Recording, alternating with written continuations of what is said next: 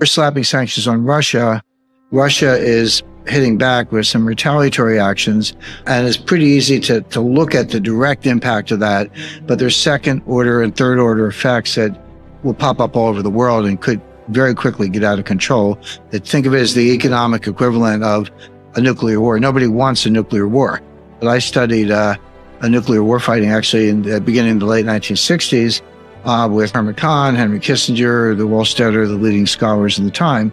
The one thing they all said in common, the one thing they all shared was, don't go there. And what they meant was that nobody wakes up and says, oh, gee, I think I'll start a nuclear war today. What a good idea. That never happens. What does happen is you get into an escalatory situation, back and forth, where you're escalating and escalating, and you end up in a nuclear war. You never intended it, never started out that way, but you end up there through escalation. Take that and apply it to what is now, I would say, the first full-scale economic war, sanctions war. We've had sanctions, for a long time, and we go back to at least the 70s with Iran, but even before that, FDR put sanctions on Japan in August 1941, and then 5 months later, they bombed Pearl Harbor. So, not coincidence, but the coexistence or interaction of economic sanctions and kinetic warfare is nothing new. So we've had it for nothing on this scale. This is unprecedented in its scope and application. My only point is the effects of this are going to not just last a long time, yes, but they're going to pop up in very, very unexpected places. If you had to pick one thing, say, when did this thing take a turn for the worse so that we were on a path to war? That was the color revolution sponsored by Obama and Biden,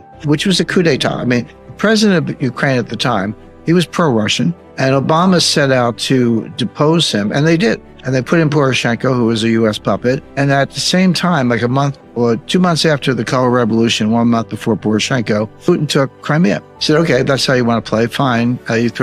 You move away from neutrality, move towards NATO, I'll take Crimea, your move. And then Putin didn't take one square inch during the Trump administration, because Trump was entirely unpredictable, but put Biden back in, who was part of the original Obama-Biden team, and here we are again. So you could easily see this coming.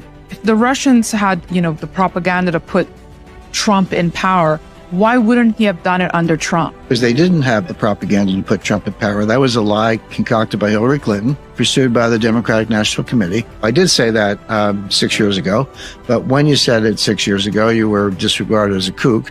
But now, through multiple investigations, report, that information is out there. In fact, it's worse than that. Not only was the Trump Russia, collusion hoax, which has been thoroughly looked at by congressional committees, the Department of Justice Inspector General, the Mueller Commission. Everybody looked at it. Bipartisan, independent, Senate all said the same thing.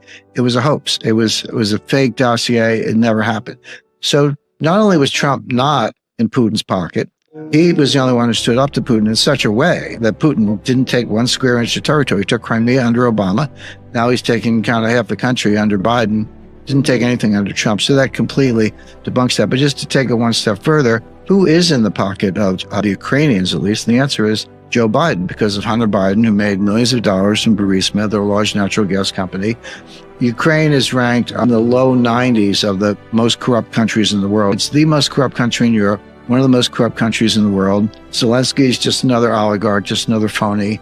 And he banished 11 political parties that make up the rest of the parliament. He banned all their parties, arrested some of their leaders, took over the state media. He's got tens of millions, if not more, stashed away in the bank. He's one of the most corrupt officials around, just another oligarch. When you've got two great powers, whether it's the U.S. and Russia or U.S. plus Europe and Russia confronting each other, the idea of buffer states, that's as old as, if not history, at least the history of buffer states is several centuries old at this point. It's a part of what every international strategist looks at. So Ukraine should be a buffer state. It should be neutral. That way Putin has no reason to invade, and we have no reason to try to push the borders of NATO to a point slightly east of Moscow, which Moscow hasn't been attacked from the east since Genghis Khan. The Russian Navy is in the Black Sea. There are not going to be any exports from Ukraine, and the U.S. has banned most exports from Russia. And Russia has retaliated by saying, we're not going to export you anyway. Even if you didn't have a ban, you're on our ban list. But you take 25% of the world's grain exports off the market. Tell me what that does to the price of wheat. And by the way, wheat's not just a loaf of bread. Most grain is used to feed livestock. So it goes straight through the price of pork, chicken, beef, etc., you're looking at things doubling or more. So those are some of the economic effects, and those are the easy ones. I'll give you an example of a more difficult one. So, we kicked Russia and their 10 biggest banks out of SWIFT, so you can't use SWIFT to move money around. We kicked them out of the dollar payment system, did a long list of things. Can't trade Russian bonds, can't receive, can't send, etc. Somebody at the Treasury finally woke up and said, well, wait a second. If we tell Russia they can't pay the debt, who loses from that? They keep the money, and our bondholders, it's American bondholders who lose money. It's the creditor who loses out when the debtor can't pay. Where are those bonds? Well, you'd be surprised. A lot of them are in BlackRock. They could be in someone's 401k. Like, I didn't buy any Russian bonds. Well, did you buy an emerging market ETF from Morgan Stanley? Because there could be some Russian bonds in there. I mean, take a look. When you tell the Russians that they can't pay their debt, and so debt starts to falling all over the world, you don't know where it's going to pop up. And this is why I use the nuclear war analogy. You're playing with a global liquidity crisis. That's how these things can evolve very quickly, as we saw in 2008 and 1998. The dollar has been a cryptocurrency since at least 1979. That was the last year the Treasury issued a paper Treasury note. It was like stamp. So the dollar has been digital, and message traffic has been encrypted since around 1980. But I think in terms of the impact on the dollar, this is, be careful what you wish for. This was exactly what I was saying earlier in terms of second and third order effects. And I warned the Pentagon about this, and I warned the Treasury about this, because I know how economic sanctions work. I've been very involved in that from the point of view of the intelligence community and also advising the government. But if you use them too much and too broadly, they actually lose all their impact, because the people you're targeting say, well, okay, no mas, I'm out of the dollar system. You've done it one too many times. And this is an example of that. We've never frozen a central bank before. We have now. We've never kicked an entire country out of SWIFT, with the exception of Iran.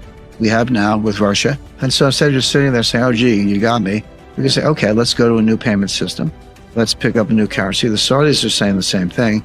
And all of a sudden, Mohammed bin Salman, you have a yacht in Monaco, who knows how many houses and palaces around the world, private jets. And they're like, actually, all that stuff could be seized. Because that's what we're doing to the Russian oligarchs. We saw this kind of neo-fascism in Canada very recently. Chrystia Freeland, who's the deputy prime minister, freezing the bank accounts and the crypto wallets of the truckers.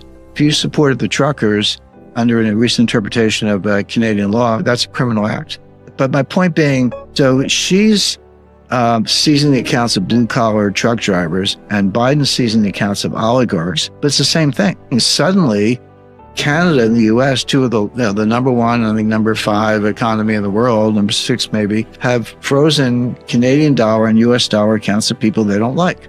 Now, you can say it's for good reason, and Putin should have invaded Ukraine. I get it. But if you're a Saudi prince, if you're certainly a Russian, or if you're a Chinese oligarch, how comfortable are you with the dollar right now? I'm going to suggest the answer, not very.